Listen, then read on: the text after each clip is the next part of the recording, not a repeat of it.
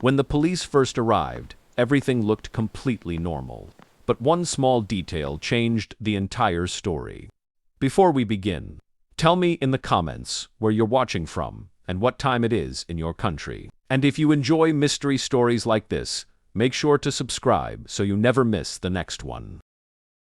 The day I turned 18 was supposed to be the day I left the orphanage forever. Most kids counted down the days until they could leave. Freedom sounded exciting when you were younger, but when the day actually arrived, it felt different. It felt quiet and a little scary. The orphanage had been my home for as long as I could remember. The long halls, the small rooms, the old wooden stairs that creaked when you stepped on them, those were the only things that ever stayed the same in my life. That morning, the director asked me to come to his office. I thought it was just the usual goodbye talk. Instead, he pulled out a dusty envelope from a drawer. "I've been waiting 18 years to give you this," he said. I frowned. To me. He nodded and slid the envelope across the desk. My name was written on it in neat handwriting. I had never seen that handwriting before. "Where did this come from?" I asked. "A lawyer delivered it when you were 5, the director explained. "He said it was extremely important that you receive it on your 18th birthday. I slowly opened the envelope. Inside were 3 things: a folded map, a small heavy key made of dark metal, and a letter. The letter had only one sentence written on it. "If you are reading this, the house inside the mountain now belongs to you." I looked up in confusion. "House?" I asked. The director nodded. "Yes, apparently someone left you a property." I stared at him. "I don't have any family."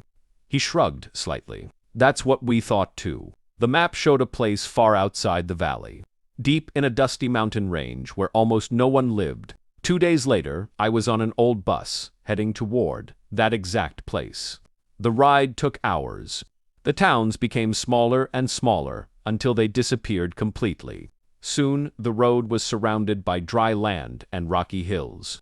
The driver finally stopped near a dirt road. "This is the last stop," he said. I stepped off the bus with a small backpack and the envelope. The bus drove away, leaving me alone with the wind and dust. In the distance, tall brown mountains stood under the bright sky. According to the map, the house was somewhere inside one of them. I followed the dirt path for nearly an hour. The air smelled dry and warm. Small rocks crunched under my boots as I walked. Then suddenly, I saw something strange. At first, it looked like part of the mountain, but as I got closer, I realized it wasn't. There was a wooden door built directly into the rock. 2 square windows sat beside it. The rest of the house disappeared into the mountain itself. I stopped walking. A house carved into a mountain, and somehow, it was mine. I pulled the heavy metal key out of my pocket. The lock on the door was old but strong. When I pushed the key inside, it turned with a loud click. The door slowly opened. Dust floated through the air as sunlight slipped inside. The first room looked simple. There was a wooden table, a chair, and a narrow bed against the wall. Shelves filled with books covered one side of the room. Everything looked old, but not broken. It felt like someone had left a long time ago and never returned. But one thing immediately caught my attention. The house did not end in that room. A hallway carved into the mountain continued deeper inside. I picked up an old lantern from the table and walked down the hallway. The air became cooler as I moved farther into the rock. After a few steps, I noticed something strange on the walls. Metal pipes. They ran along the stone like long silver lines. Some of them disappeared into the rock ceiling. Others went deep into the floor.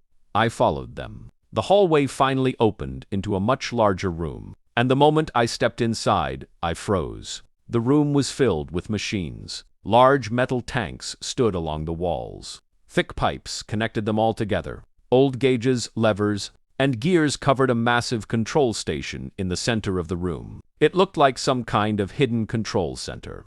My heart started beating faster. Why would something like this be hidden inside a mountain house? I walked closer to the control station and wiped dust off one of the metal panels. Words appeared underneath. Valley Water Control System. I stared at the words. Water control. For the entire valley. That made no sense. Before I could think any further, something suddenly happened. One of the machines made a low humming sound. The pipes in the walls vibrated softly. A dusty screen on the control panel flickered. Lights blinked weakly, as if the system was waking up from a very long sleep. Then words slowly appeared on the screen. System detecting new keeper. I stepped back in shock. Keeper. Another message appeared. Identity verification in progress. The machines continued humming. Dust fell from the ceiling as the pipes inside the mountain began to move again. Far below the ground, deep inside hidden tunnels, water started rushing through old pipes that had been silent for years. But I didn't know that yet. All I knew was that this strange mountain house wasn't just a house. It was something far bigger, something powerful, and somehow it had been waiting for me. Suddenly, the screen flashed red. A warning message appeared. Unauthorized water extraction detected in Valley Sector 7. Before I could understand what that meant, the system displayed a map of the valley, and one location on the map started blinking bright red. Whoever was stealing the valley's water had just been alerted, because the mountain system was awake again, and now they would start looking for the person who turned it on. Me. The red light on the screen kept blinking. I stood there in the control room, staring at the map of the valley glowing on the dusty monitor. One area kept flashing bright red like a warning beacon. Unauthorized water extraction detected. I read the message again slowly. Someone was stealing water, and somehow this mountain house knew about it. I leaned closer to the screen. The map zoomed in automatically, showing fields, dirt roads, and a large fenced property in the middle of the valley. Several thick blue lines, probably underground. Water pipes ran straight toward that property. But instead of spreading across the valley like the other pipes, these lines all ended there. Like the water was being trapped. My chest tightened. I quickly turned away from the screen and looked around the room again. If this place controlled the valley's water, then someone must have left instructions. Near the wall, I noticed a wooden desk covered with thick layers of dust. 3 large notebooks sat on top of it. I wiped the dust away and opened the first one. The first page had a simple title, written in dark ink. Notes of the Valley Keeper. Keeper, the same word the machine had used. I began reading. The notes explained that many decades ago, engineers and farmers built the mountain system to protect the valley's water. Deep underground springs supplied fresh water all year long. But the springs were hidden deep inside the mountain, and the pipes that carried the water were impossible to repair from outside. So they built the control house inside the mountain itself. The keeper lived here and made sure the water flowed fairly to every farm, town, and home. But something in the notes made my stomach twist. The last keeper had written his final entry many years ago. The page read, "If you are reading this, then I am gone. I had no family to pass this job to. So I left the house to the one person who would understand what it means to live without support. A child with no home. The mountain system will wake when the next keeper arrives." My fingers tightened on the page. That meant the house had been left to me on purpose, because I grew up in the orphanage. Before I could think more about it, the machine behind me beeped again. The screen flashed another warning. Pressure imbalance increasing. I quickly walked back to the control panel. The map had zoomed out again. Now several areas of the valley were turning gray. Gray lines meant water was no longer flowing there. The red blinking property, however, was glowing brighter than before. I noticed something else now. Near that property, huge water tanks were drawn on the map. The system zoomed in closer and displayed new data. Extraction pumps active. Pumps. Someone had built machines to pull extra water directly from the underground pipes. That meant they were stealing water before it could reach the rest of the valley. I flipped through more pages of the keepers. Notebook quickly. One entry explained something important. The system had a balancing lever. If the keeper pulled it, the pipes would redirect water evenly across the valley again.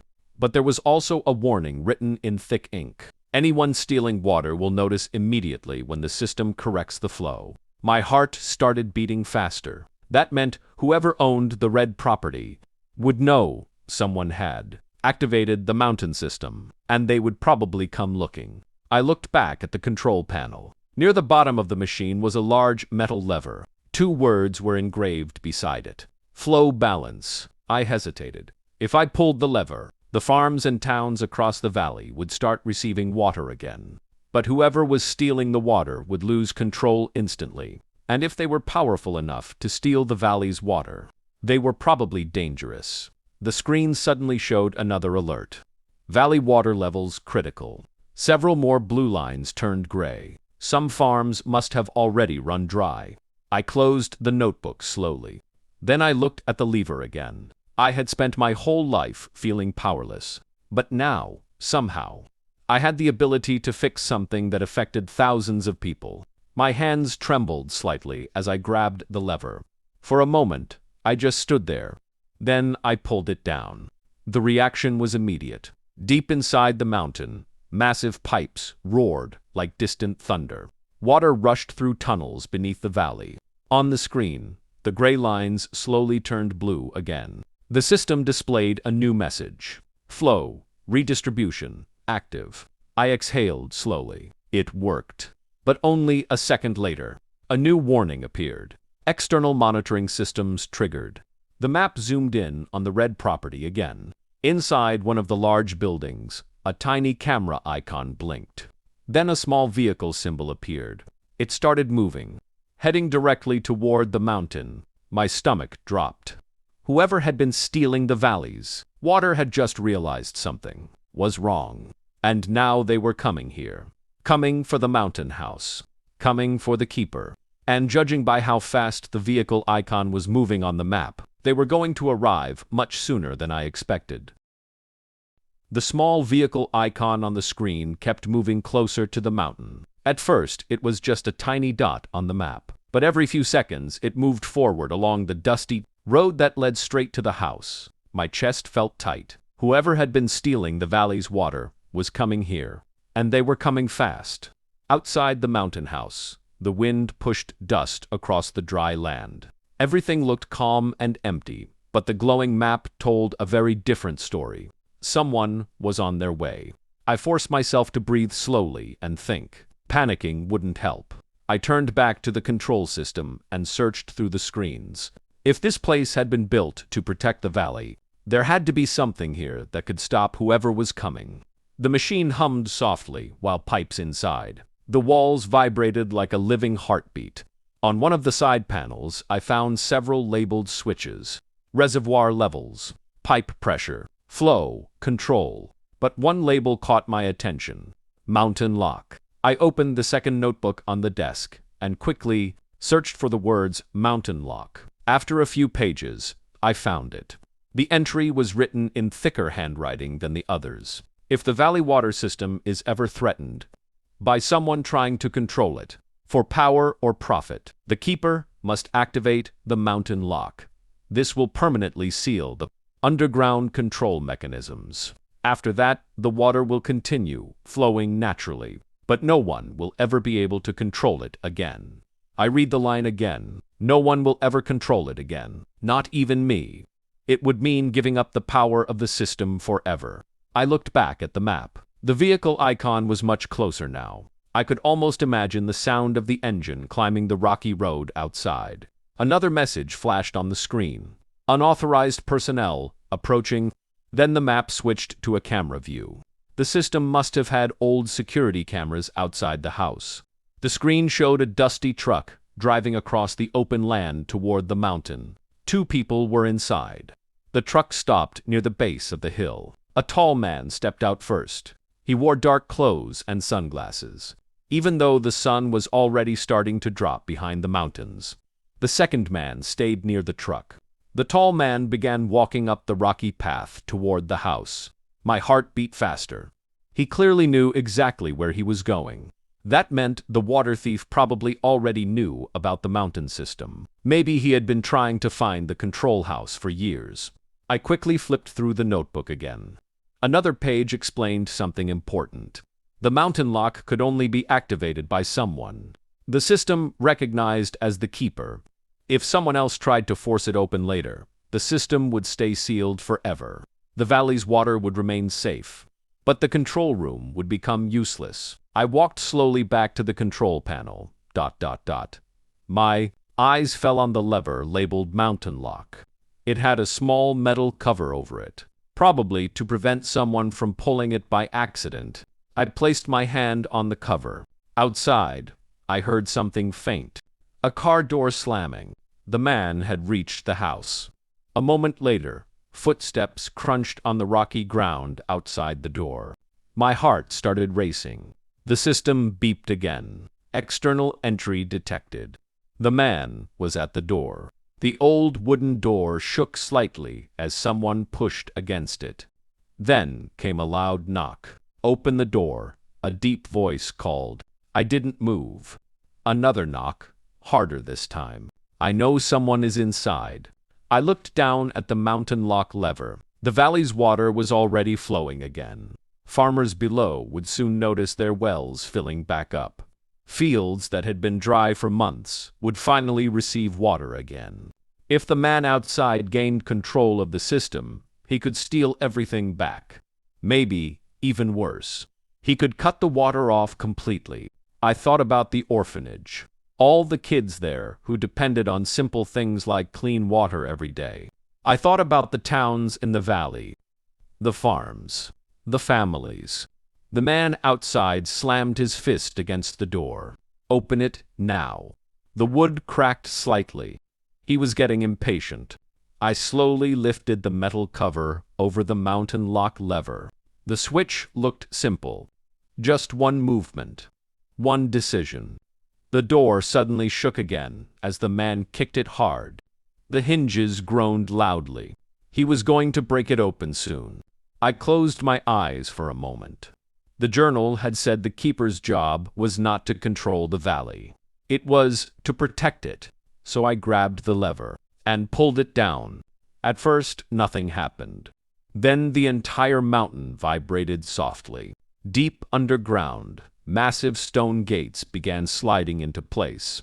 Pipes shifted and locked into permanent positions. Huge metal gears inside the system turned slowly one last time. The screens on the control panel flickered. Then a final message appeared. Mountain lock activated. Control access permanently sealed. Outside, the door burst open. The tall man rushed into the room. He looked around quickly, his eyes landing on the glowing machines. Then he saw me standing near the control panel. "You!" he shouted. He rushed forward. "What did you do?" The machines behind me powered down one by one. The lights faded. The screen turned dark. "It's over," I said quietly. His face twisted with anger. "You idiot," he yelled. "Do you have any idea what you just destroyed?" I shook my head. I didn't destroy anything. I pointed toward the silent machines. I protected it. He rushed to the control panel and started pressing buttons. Nothing happened. He pulled levers. The system stayed dark. "It's locked," I said. His expression slowly changed from anger to disbelief. "You sealed the system?" he asked. I nodded. "Now no one can control the valley." Water. His voice dropped into a whisper. "Not even you. Not even me." He stood there for a long moment, staring at the silent machines. Then he slammed his fist on the metal panel. "You don't understand what you've done." But I understood perfectly. The water system would continue working naturally underground. The pipes would keep delivering water to every part of the valley. But now no one could control it. No one could steal it. No one could shut it off. The man stormed out of the house angrily. Silence returned to the mountain. I stepped outside. Far below, tiny rivers glimmered in the fading sunlight. Water was flowing again. Days later, news spread across the valley. Wells that had been dry suddenly filled with fresh water. Rivers that had almost disappeared began flowing again. Farmers celebrated. Crops began growing again. No one knew exactly why it had happened. No one knew about the mountain house, or the control room hidden deep inside it. And that was okay. The valley didn't need a keeper anymore. The water belonged to everyone now. Weeks later, I sat outside the mountain house, watching the sunrise over the valley. For the first time in my life, I finally felt like I belonged somewhere. I had arrived here as an orphan, with no home. But somehow, the mountain had given me something better than a house. It had given me a purpose. And far below, across the valley, water continued flowing, freely, for everyone. Exactly the way it was meant to.